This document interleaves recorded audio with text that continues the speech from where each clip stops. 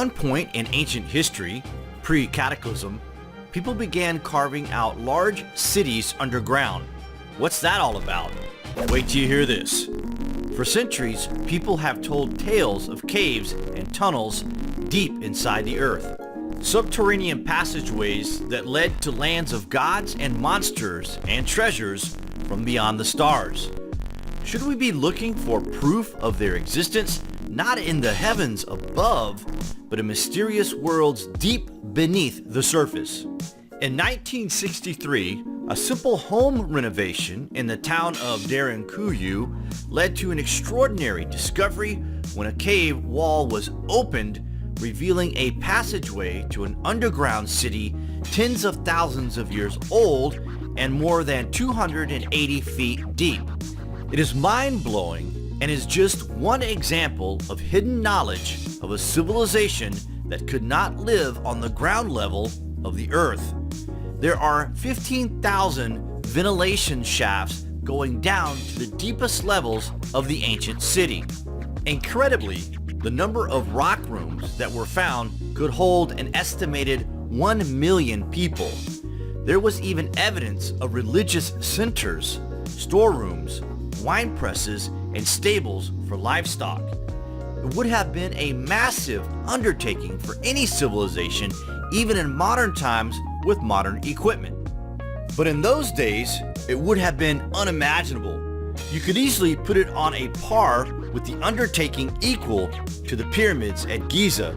It is mind-boggling to understand how they could have done this. Perhaps they had help from some other civilization. But just who built this massive underground city? And what mysterious force drove them to live underground? Why would people want to live deep underground in these caverns? It is as if they knew something was coming, something massive, indeed, a cataclysm. Perhaps the builders of the pyramids were the same race of beings that built these underground cities all around the globe. Perhaps they convinced humans across the world that they could avert the cataclysm if they waited it out underground. Perhaps some civilizations still exist deep within the earth today.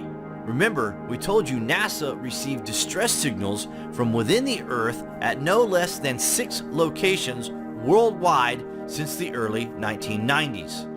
In the 1920s, Captain Byrd made world headlines by flying over the North Pole and becoming the first man to fly solo over the South Pole. Many are to believe that the famous explorer went even further, and that on February 19, 1947, Admiral Byrd piloted a plane through a hole near the North Pole into the interior of the Earth.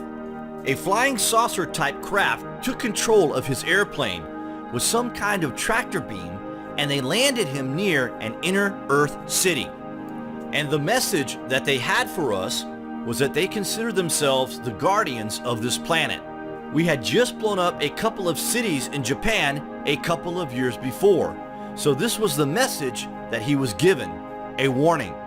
But when Byrd got to Washington, they put a lid of secrecy on this, that this was not to go public at any cost. Some say Admiral Byrd's own account of this flight into the hollow earth is detailed in his secret diary published in the 1990s, almost 4 decades after his death.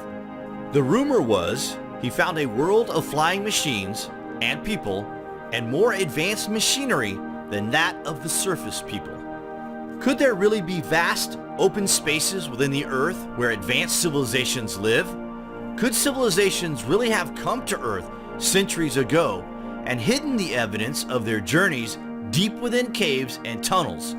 Perhaps we have only just scratched the surface of our planet's underground mysteries.